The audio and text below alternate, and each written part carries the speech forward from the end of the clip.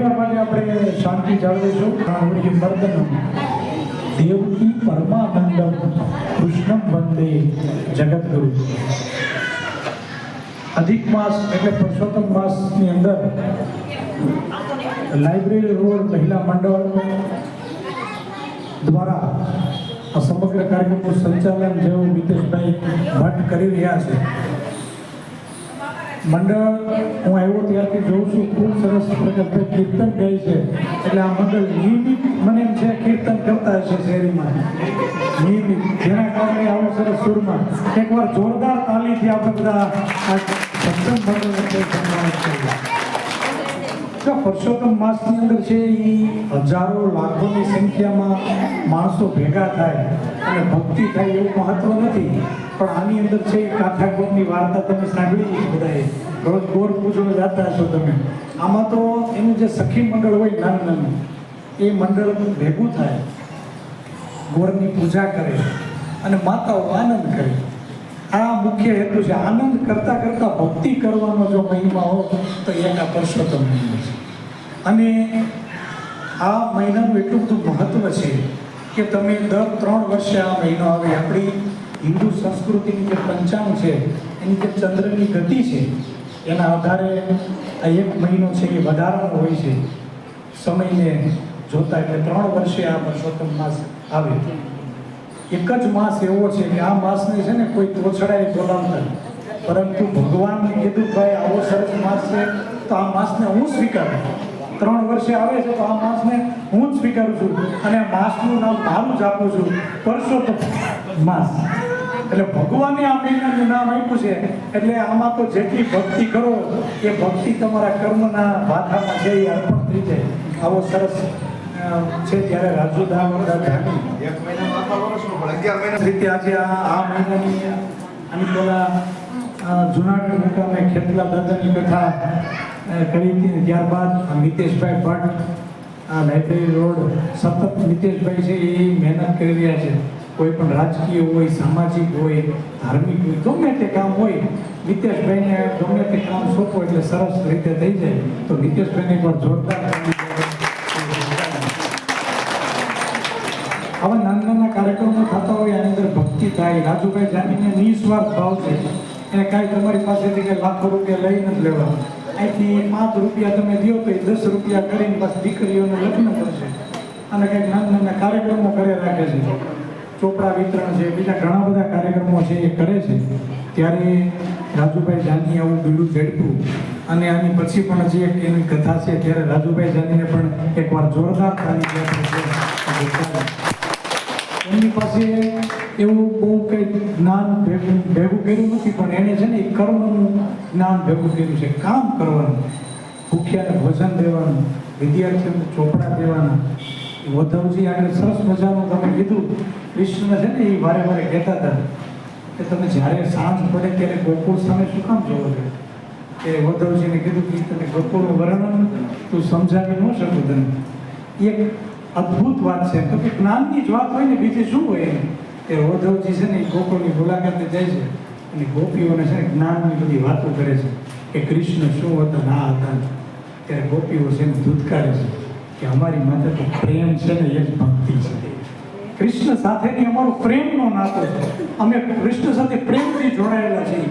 ત્યારે ઉદ્ધવજી ગૌશાળામાં આટા મારે છે તો એક પણ ચિત્રની અંદર છે ને પગ નહોતા, કૃષ્ણના ખાલી માથાનો ભાગ જ દોરેલો હતો. ઉદ્ધવજીએ કીધું કે આવી રીતે ચિત્રો દોરાય ભગવાનના? કે હા, અમારા કાનાને પગ હતા ત્યારે તમે લઈ ગયા ને, અમારે કાનાને હવે ચિત્રના સ્વરૂપમાંથી પણ અહીંયાથી તમને લઈ જવા નથી દેવા એમ. એટલો અદ્ભુત પ્રેમ. આ પ્રેમ ભક્તિ છે એ જ આ પુરુષોત્તમ માસની અંદર ગોપીઓ બતાવે છે. જ્યારે તમે ગોપીઓ પૂજા કરવા જાઓ ત્યારે ખૂબ સરસ જુદા જુદા રાસ લ્યો છો, જુદી જુદી રમતો રમે માતાઓ અને એ ભગવાનને રીઝવે. બસ આ જ સાચી ભક્તિ છે. ત્યારે આ ભક્તિના રાહમાંથી આપણે બધાએ પણ ગૌરવ લેવું જોઈએ. આ તપોભૂમિ છે દાન મહારાજની, આ તો સંવેદનાની ભૂમિ છે. આપણે બધા ખૂબ ભાગ્યશાળી છીએ કે આવી ભૂમિ ઉપર આપણો જન્મ થયો. અહીંયા કોઈકને દીકરીને સાસરે આવવું પડ્યું અને આ ભૂમિ ઉપર એને પાવન થવાની તક મળી. તો વિચાર કરો, વર્ષોથી ઘણા બધા એવા છે કે જેને લાખો રૂપિયાની દવા લીધી હોય અને કે ભાઈ વાળ કરી જાય છે એમ દીકરીને ટકો થઈ ગયો છે. એક અમારી પાસે એક સાહેબ આવ્યા હતા કે લાખો રૂપિયાની દવા લીધી, આ માથાના વાળ નથી આવતા. ઘર આના ગંગાજી છે, 3 વાર દીકરી નિવારે એવું નહીં. તો એવું સરસ કાળું ભૂપર માથું થઈ ગયું જો. અને એટલા હાજી થઈ ગયા કે એના મેન હોલની તો દાન બાપુનો ફોટો રાખી દીધો.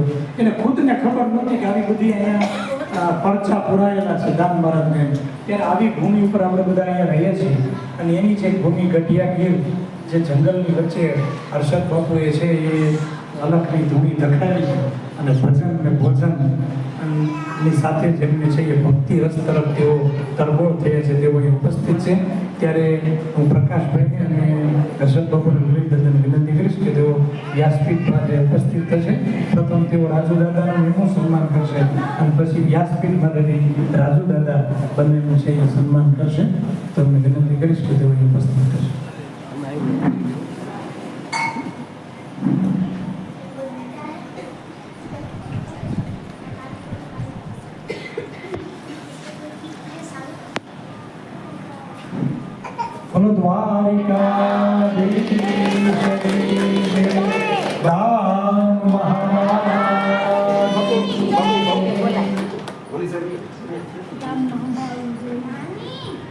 પ્રકાશભાઈ વિનંતી કરીશ કે તેઓ ઉપસ્થિત થશે અને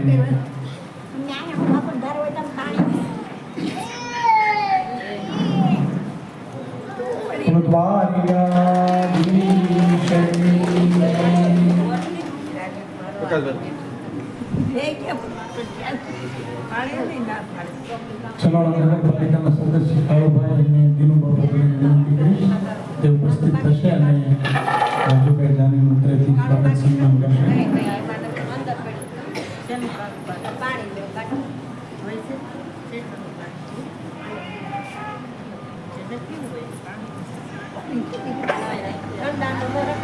બોલો કૃષ્ણ કનૈયા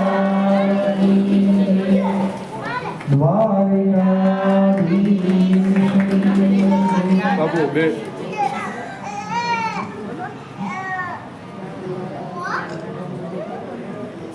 નિતેશભાઈને વિનંતી કરીશ તમામ મહેમાનો સમસ્ત બ્રહ્મ સમાજના પ્રમુખ અને ભગવતાચાર્ય યુવા ભગવતાચાર્ય લલિત દાદા આપણી વચ્ચે ઉપસ્થિત છે. તો તમામ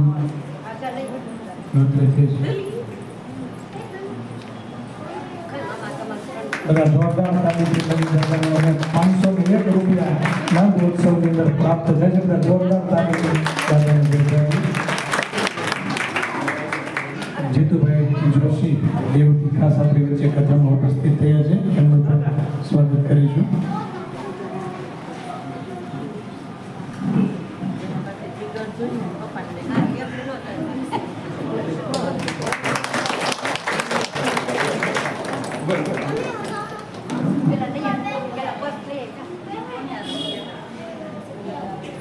તમામ જે હર્ષદ બાબુ સાથે પધારેલા મહેમાનો છે એમનું પણ વિદેશ બાબુ વિનંતી કરી સૌ બધા આવતા રહ્યો મહેમાનો.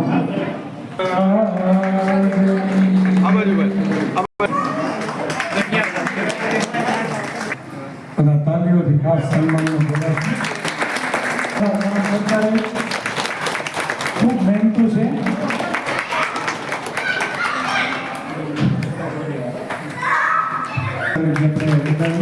અને 200 રૂપિયા પ્રકાશભાઈ કાર્ય તરફથી પ્રાપ્ત કરે છે. એમને પણ આપણે જોરદાર તાલીમ દેવા સાથે જ જીતુભાઈ જોશી તરફથી છે એ 500 રૂપિયા પ્રત્યેને જોરદાર તાલીમ દેવડાવીએ.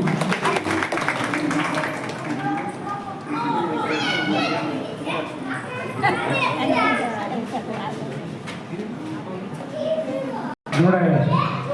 કાંઈ પણ નવું કંઈક કરવાનું હોય તો પ્રકાશભાઈ પાસે આઈડિયા હોય. અમે બે પહેલેથી જ જોડાયેલા છીએ.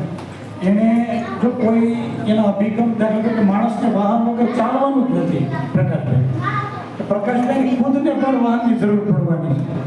પરંતુ એક અભિગમ હોય છે, કોઈ સાથે આપણે જોડાયા હોય ધારો કે દાન મહારાજ ભક્તિ કરતા હોય અમે તો દાન મહારાજ જે રસ્તે ચાલ્યા છે એ રસ્તે અમારે ચાલવું પડે.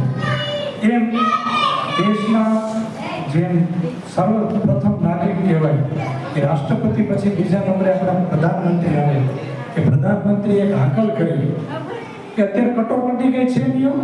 કલેક્ટરે પણ કીધું કે ડીઝલ પૂરતા પ્રમાણમાં છે, પેટ્રોલ પૂરતા પ્રમાણમાં છે, પણ પછી તમે અતિશય એનો ઉપયોગ કરવા માંડશો તો આની ઘટ થવાની છે. અને ઉર્જા છે એ તો ખૂટવાની જ છે, તો એની માટે બચત જરૂરી છે. આવો આદેશ કર્યો અને પ્રકાશભાઈએ પોતાની સાયકલ લઈ લીધી અને બધાને સંદેશ આપ્યો કે ભાઈ બધાએ પોતાનું ડીઝલ બચાવવું જોઈએ. કેવી રીતે?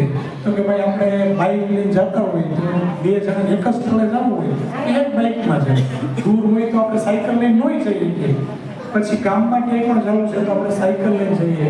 એવી રીતે દેશની અંદર છે ઉર્જા બચાવવાના અભિગમ સાથે પ્રકાશભાઈ જોડાયેલા છે. ગામમાં બધાને પણ ખૂબ આનંદ થાય છે.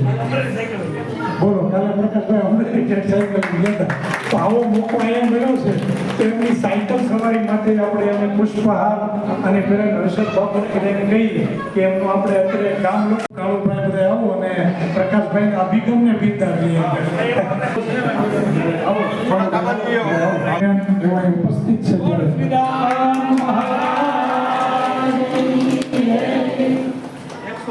હા, સરળા માટે કોઈ પણ કામ નહીં. જો અત્યારે લાઈટ નહીં હતી તો પણ પ્રકાશભાઈ ફોન કર્યો, એને 10 મિનિટનું કીધું, પછી એમની કેવી આવડત 10 મિનિટમાં લાઈટ આવી પાછો ફોન કર્યો. અને એનું લાઈવ પ્રસારણ હોય, વિડીયો ક્લિપ હોય તો સમાચારના માધ્યમથી આપણી બધી પહોંચે છે. તો એમને પણ અત્રેથી છે સન્માન કરવાનું હતું. હે હા હાલ હાલ બિપિનભાઈ આવો.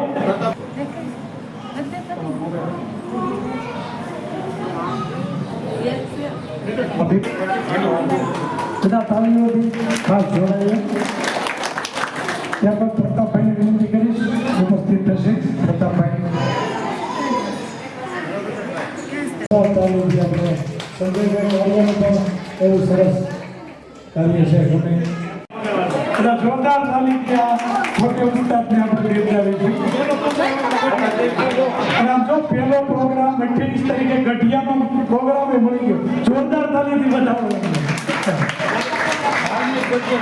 આ ધાર્મિક ગરજન સાથે એમને પ્રથમ છે સંગત કરવા મળશે. દ્વારકાધીશની એનો હોય અધિક માસ હોય આવો જયકારો ન આવે. હવે એમાં ખબરથી થવું જોઈએ કે થાય છે. બરાબર છે? બોલો દ્વારકાધીશની.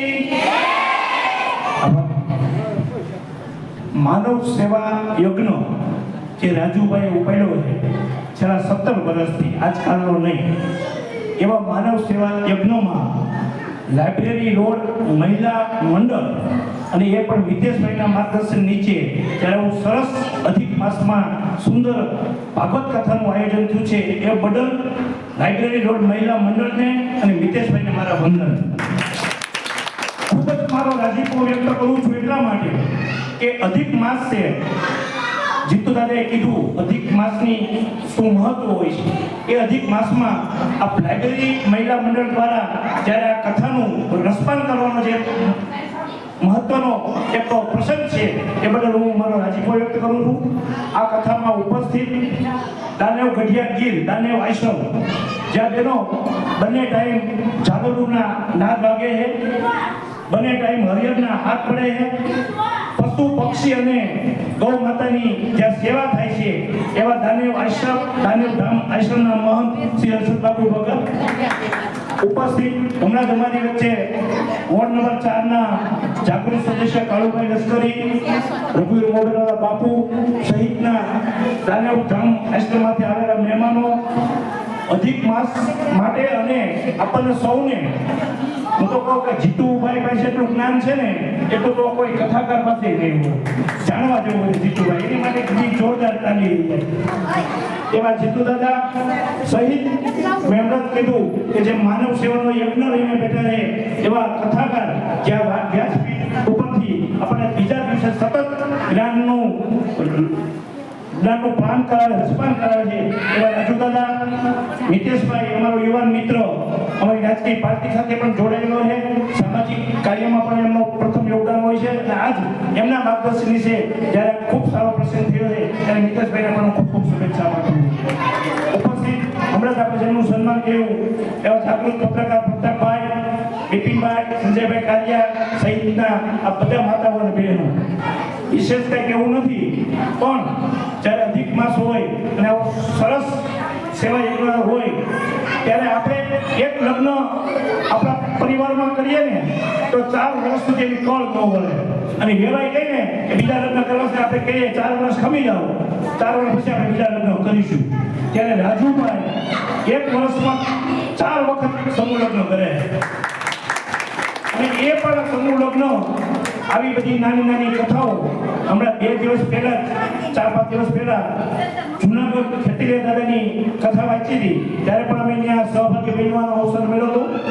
એવી નાની નાની કથા વાંચી એમાંથી જે આર્થિક ભંડોળ ઊભું થાય એ ભંડોળમાં પોતાનું પણ એવા સેવા ભેળવે અને ગરીબ જરૂરિયાતમંદ ગરીબ પરિવારની દીકરીઓને સમૂહ લગ્ન કરે અને એમાં જે એમનો જે કરિયાવર આપે ને એ આ તમારા જે 5-10 રૂપિયા જે ભેગા થયા ને એમાંથી એનો કરિયાવર થાય છે. આનાથી મોટી સેવા કઈ હોય? આ દાન માર્ગની પવિત્ર ભૂમિ છે ને એટલે જ આવી બધી સેવા થઈ છે. અને કળિયુગનો ફાઇટ સમય છે ત્યારે રાજુભાઈ જેની સંસ્થા એમના મિત્રો બધા દલિત દાદા, જીતુ દાદા, નિતેશભાઈ સહિતના જે મિત્રો છે આ જે બધું સેવા યજ્ઞ કરે છે એને મારા વંદન. અસ્તુ ભારત માતા કી જય.